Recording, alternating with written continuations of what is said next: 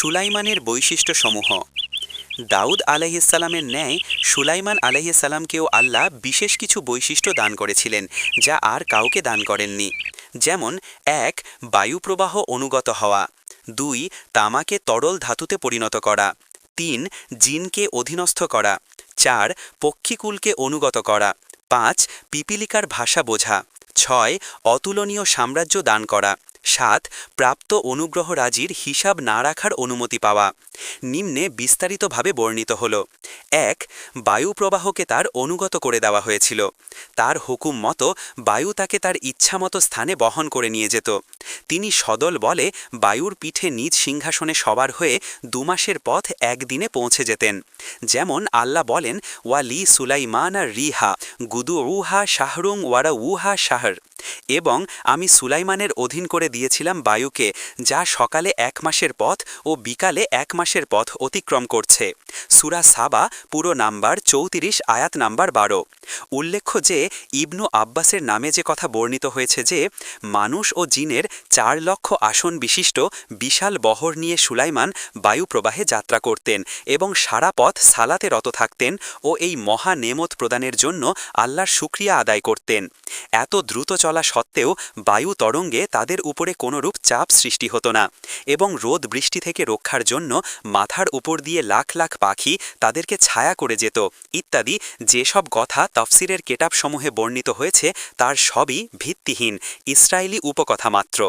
আল্লাহ বলেন, ওয়ালি সুলাইমান আর রিহা আসিফাতান তাজরিবি আমরিহি ইলাল আরদিল্লাতি বারাকনা ফিহা ওয়া কুন্না বিকুল্লি শাইইন আলিমিন। আর আমি সুলাইমানের অধীন করে দিয়েছিলাম প্রবল বায়ুকে, যা তার আদেশে প্রবাহিত হতো ওই দেশের দিকে যেখানে আমি কল্যাণ রেখেছি, আর আমি সকল বিষয়ে সম্যক অবগত রয়েছি। সূরা আম্বিয়া সূরা নাম্বার ২১ আয়াত নাম্বার ৮১। অন্যত্র আল্লাহ উক্ত বায়ুকে রুখাউন বলেছেন সূরা সোয়াদ সূরা নাম্বার ৩৮ আয়াত নাম্বার ৩৬, যার অর্থ মৃদু বায়ু, যা শূন্যে তরঙ্গ সংঘাত সৃষ্টি করে না।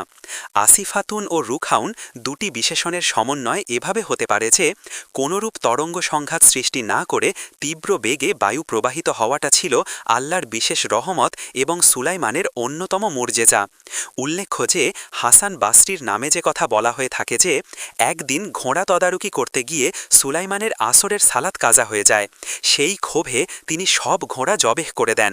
ফলে তার বিনিময়ে আল্লাহ তাকে পুরস্কার স্বরূপ বায়ু প্রবাহকে অনুগত করে দেন বলে যে কথা তাফসিরের কেতাবসমূহে চালু আছে তার কোনো ভিত্তি নেই। এগুলি হিংসুক ইহুদিদের রটনা মাত্র। কুরতুবী সাবা ১২ আয়াতের টিকা দ্রষ্টব্য। ২. তামার ন্যায় শক্ত পদার্থকে আল্লাহ সুলাইমানের জন্য তরল ধাতুতে পরিণত করেছিলেন। যেমন আল্লাহ বলেন, ওয়া আসালনা লাহু আইনাল কিতরি, আমি তার জন্য গলিত তামার একটি ঝর্ণা প্রবাহিত করেছিলাম। সূরা সাবা সূরা নাম্বার ৩৪ আয়াত নাম্বার ১২। এর দ্বারা বোঝা যায় যে ওই গলিত ধাতু উত্তপ্ত ছিল না, বরং তা দিয়ে অতি সহজে পাত্রাদি তৈরি করা যেত। সুলাইমানের পর থেকেই তামা গলিয়ে পাত্রাদি তৈরি করা শুরু হয় বলে কুরতুবী বর্ণনা করেছেন। পিতা দাউদের জন্য ছিল লোহা গলানোর মুর্জেজা এবং পুত্র সুলাইমানের জন্য ছিল তামা গলানোর মুর্জেজা।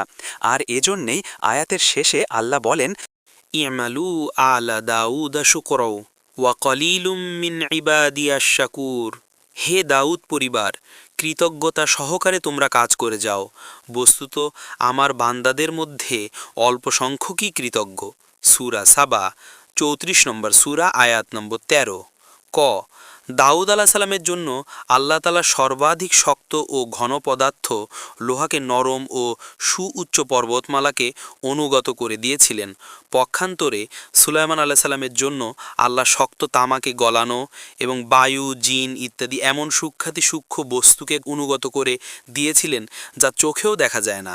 এর দ্বারা বোঝানো হয়েছে যে আল্লাহর শক্তি বড় ছোট সব কিছুর মধ্যে পরিব্যাপ্ত। খ. এখানে আরেকটি বিষয় ইঙ্গিত রয়েছে যে আল্লাহর তাকওয়াশীল অনুগত বান্দারা আল্লাহর হুকুমে বিশ্ব চরাচরের সকল সৃষ্টির উপরে আধিপত্য করতে পারে এবং সব কিছুকে বশীভূত করে তা থেকে খিদমত নিতে পারে।